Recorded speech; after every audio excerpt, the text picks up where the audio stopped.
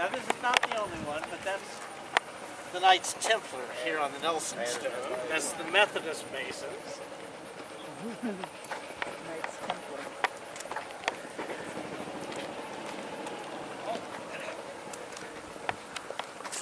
That's it. And here at Fairview, we come to bury Caesar, not to praise him.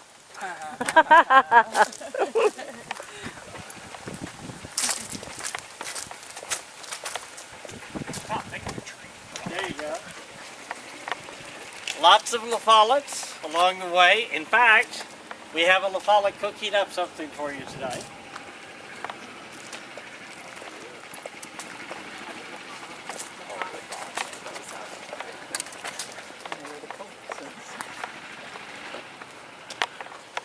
Here's Mr. Culbertson. Notice how tall his monument is. We'll talk about that again in just a bit. Ms. Rockenbach, how are you this evening? I'm quite fine. You're arranging flowers. Oh, I was out in the gardens and I've just been doing some reminiscing. You have magnificent gardens. We have friends who would like to at least acknowledge your presence here this evening. Wonderful. Please come sit down My goodness. and scoot right up so you can hear. I was actually expecting some of my friends because we're supposed to be playing euchre or bridge or something. I'm not really sure. Sometimes we just sit around and talk and say that we've played cards. But at any rate, I was walking through the gardens and I was just kind of reminiscing. I found this beautiful hydrangea blossom and I almost was a little tearful thinking about my papa and how proud he would have been of those. He loved his flowers. So, I'm hoping, since you're here, you can help me with something. My friends obviously have, I don't know, they'll be here later, I hope. We'll see. But I have a job for them to do this afternoon, and I'm hoping maybe you could step in for them if you don't mind. I have a little project going on. A couple of weeks I was out in the gardens and I saw these two women coming up our walk here at 1811 Ekin Avenue, and I didn't know who they were and I had no idea what they were going to do. They asked me if I would write down the story of my life. And that made me a little bit nervous because I thought maybe they knew something I didn't know. I'm not sure. And then I thought, well, maybe because I've taught at New Albany High School for over 42 years and was the assistant principal there, maybe they thought I had some stories to tell on some of our noteworthy Albanians, New Albanians. But at any rate, I have to write my life story. And I'm a teacher, but I've never actually sat down and written my life story. You know, that's somehow braggadocious a little bit, and I'm not quite a braggadocious kind of person. So would you mind helping me with that a little bit? Could you maybe help me? I'm going to share some stories with you, and if you could tell me if they are interesting, I'd really like that, and if they're not so interesting, I'd like to know that too, because I have to write this thing. Would you mind helping? Sure. Okay, Sure. great. Let me get my notepad, because actually I have been writing all day. I mean, I've written all kinds of things, and I don't know whether they're good or not. Well, first of all, to tell my story, I have to tell you who I am. I think you know that I'm Etelka Rockenbach. Etelka Johanna Rockenbach. I am a teacher, and I teach Latin and German. So that right away makes me very unpopular with my students. Have any of you ever taken Latin? Nobody here's ever taken Latin? Well, see, it was a fun class, right?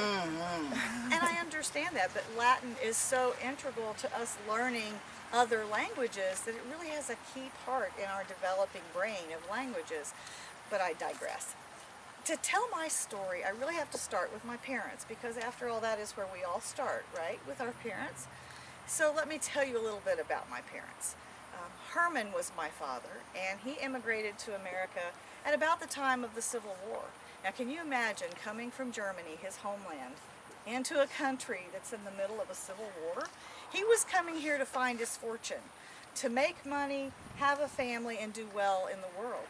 And he's come into this craziness of our country being so divided. Well, Papa was not one to be deterred easily, I will tell you that. It seems to me that he must have been about 8 feet tall. Every time I would talk to him, I was always, yes, Papa, and I always thought he was very, very tall, but in reality, as I got older, I found out he was probably maybe 6 feet tall, but that's the kind of personality that he was. He was a very imposing figure. As he got more acclimated to America, he discovered that he had a head for business. And he opened a tannery over here on Oak Street. It was called Eagle Tannery, and he was there for decades. And that's how he provided for his family. I don't think that was really his passion in life, however. Who wants to be in a tannery all their lives? You know, it really doesn't smell good, and it's a lot of hard work. His real passion in life was his gardens. That's why I was saying, as I was looking at beautiful hydrangea blossom, he loved his flowers. Our front lawn here on Ekin Avenue wasn't exactly like other people's lawns. You know, most people like their very manicured shrubs and their pretty planting beds. Well, he liked some of that too, but we had plants that most people didn't. His most prized possession on our front lawn were his banana trees that actually had bananas on them. So we were the house with the bananas. That was our claim to fame growing up. Well, then there was my mama. Mama's name was Johanna, and I have her middle name, Etelka Johanna Rockenbach. Johanna, oh, what a lovely name, and a lovely person to carry that name. She was an imposing figure in her own right. She was very insistent that me and my sister would grow up knowing all the things that we needed to know as young women. She kept telling us all the time that we had been born in an exciting time in America, and she never let us forget that. Now, I was born in 1883, so that was a few years past the Civil War, but I was benefiting from all of the things that happened for women in the Civil War. If you remember some history, and I'm sure some of you do. Wait a minute. I know you, don't I? Were you in my German class? About, oh, I don't know, 1940 something? Did I look that old? You know, I don't know, but you remind me of this young man. Let's just keep an eye on him, because if he's who I think he is... Oh, anyway, now I've been distracted. Oh, I was talking about my mama, wasn't I? I was talking about mama. Anyway, I have a real memory for faces. I was the assistant principal there for a long time in Albany. Anyway, we digress. Mama, Johanna, she made sure that we girls knew what we needed to know to be good wives and to be good mothers. She wanted us to grow up well. She really taught us three things, if I can remember these three. Charity was a huge thing that she taught us. She taught us that we were one of those big families in New Albany that had maybe more affluence than some other families did, and she always taught us that we could not take advantage of that. We had to give back to our community. So charity was a huge thing with Mama. She taught us how to cook. She taught us how to clean. We learned how to make this thing. I still have bad memories of this thing. She taught us how to make meringue shells. Do you know what a meringue shell is? Yeah. They're yummy, aren't they? But are they easy to make? No. Not at all. So you can imagine me and my sister as youngsters learning to make these things. It involved a lot of breaking of eggs and a lot of beating of eggs and a lot of failed attempts. But they were lovely and wonderful. But we never got to eat them. Well, once in a while we did, but most often we had to take these to our neighbors. This was our Christmas present to our neighbors most of the time. Mama just wanted us always to be mindful of our neighbors and to be good neighbors. So that was one thing that she taught us to do. The other thing she taught us to do was to do our needlework, to do our lessons well, to do our music lessons well, and she really wanted us both to go to college. Well, in 1901, I graduated from New Albany High School, and I loved school. I think I was a sponge. I learned all kinds of things in high school. But when I left high school and went to Indiana University in Bloomington, that's when my world really started to open up. You know, it's one thing to live in a small town like New Albany. I love New Albany, wouldn't live anywhere else. But when I went to Bloomington, I found that there were people with different ideas than mine. There were different religions there than mine. You know, Mama always made sure that we were in church on Sundays. We always went to St. Mark's Evangelical Church. I still go there now. But there were people with other religious values, and I learned from them. And so my world began to broaden. My horizons were really getting farther and farther out there. I also found that I had an ear for language. That's where I really started enjoying Latin class and German class. And so I got involved with a sorority while I was there. The Tri Kappas, I don't know if you've heard of it or not, but I'll talk to you about that in a little bit. But that is where I started just really learning some things about who I was to be. So far, am I doing okay? Is this, you think this is part of what you should write down? Is your it is? Okay, good. Because you don't know. Let's see, what else could I tell you I'm talking about? I don't want to over talk about my sorority because I just love my sorority. I'll move on to when I graduate from college, I think. In 1905, I graduated from IU. Now, I'm a woman, I'm a single woman, and I didn't know whether I was going to go home, have to go back and live with my mom and papa for a while. Fortunately, I had a teaching position lined up the moment I graduated from college. I went to a place called Farmland, Indiana. Have any of you heard of Farmland, Indiana? Mm-hmm. You have? Oh. Well, I had not heard of it when I was graduating. I didn't know where I was going or what I was walking into. But I did go there, and I taught for about a year there, and enjoyed my time there, taught German and Latin. That's what I was trained to do. Not long after that, I think it was becoming more socially acceptable for a woman to have a position, and people were looking for women to fill positions of administration. So I was asked to come to Paoli High School and be the assistant principal there for a while, which was a wonderful experience. Well, in another couple of years, I ended up in Madison, of all places. I love Madison, and this is where one of my best adventures took place. Oh, it was amazing. I was selected to go to Heidelberg, Germany, to learn the German language a little better. Now, you have to remember, at this time, you didn't get on a big airplane like we can now and fly across the ocean. I had to go on a boat. I think because I was young and didn't take into consideration safety concerns at that time, I didn't think anything about getting on a little bitty boat going across a great big ocean. Do any of you know the story of the Titanic? What happened to the Titanic?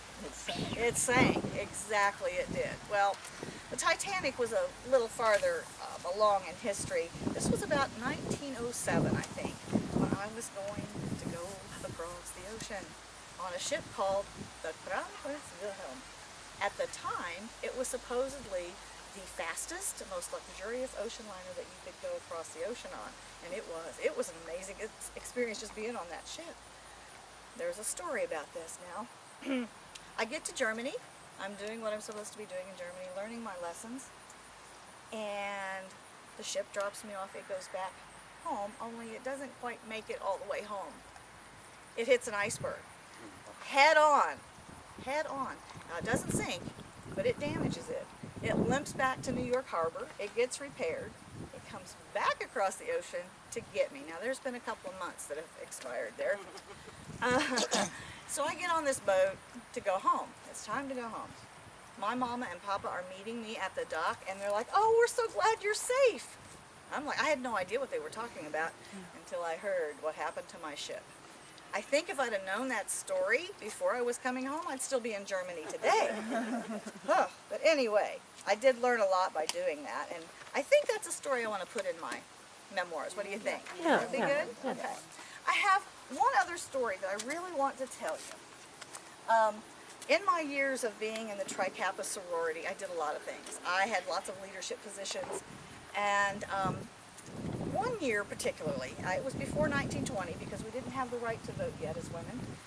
I was at a conference, and there were probably, well, at least 100 of us were at this conference together, and we were out for the afternoon. We were all dressed in our finest clothing.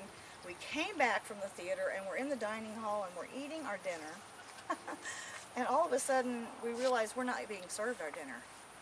So we got a little curious, and then all of a sudden we hear from the kitchen area, there's a swinging door there, all of these wait staff are coming out, and they're saying things like, "We're not going to serve those women. We're not going to let them eat here. We're not," and they left. They went on strike. We had no idea what that was about, so we just got up and went to the kitchen, made our dinner, and had dinner because everybody has to eat. We didn't know what was going on until the next morning when the Tri Kappas are on the front page of the Indianapolis newspaper. Apparently, we were thought to be suffragettes, and we were there to take over the government if we could. We were just sorority girls. We just wanted our meal. However, that story did spur me on to a lot of political activism. I was a Republican by the time I came out of IU. I was a member of the Women League of Voters, and I was doing a lot of things that most women wouldn't do at that time. Oh, I'm thinking I'm hearing my friends coming after all, so I'm going to have to ask you guys to kind of go on because they're coming. Yes, Miss Is it- Rockenbach, I see some headed this direction. Oh, I knew that. We Oh, will so excuse sorry. ourselves, but thank you for taking your time Oh, with well, us. my pleasure. Thank you for stopping by. Now, everyone say, good evening, Miss Rockenbach. Good Good evening, Miss You've been Rockenbach. a delightful class. Thank you so much. See you later. All right. Now, as we step aside, please notice Louis Hartman's stone. I believe we got some news about Mr. Hartman last night, but we'll talk later.